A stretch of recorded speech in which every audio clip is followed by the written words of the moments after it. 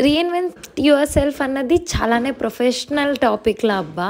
Just normal topic కాదు. Which is totally researched with everything and provided the information అన్నట్టు. చాలా వరకు లైఫ్‌లో సీరియస్ ఉన్న వాళ్ళు మాత్రమే నా పేజ్‌ని చూస్తారు.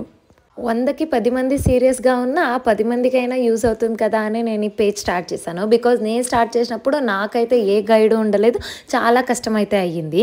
రీఇన్వెంట్ యువర్ సెల్ఫ్ అని యూట్యూబ్‌లో గానీ, గూగుల్‌లో గానీ సెర్చ్ చేస్తే 20 మినిట్స్, 30 మినిట్స్ ఒక్క వీడియో మాత్రం వచ్చేస్తుంది. నాకు అలా ఉంటే పిచ్చి పట్టేస్తుంది. బికాజ్ వాళ్ళు గైడ్ చెప్తారు. కానీ మనం కన్సిస్టెంట్‌గా ఫాలో అవ్వము.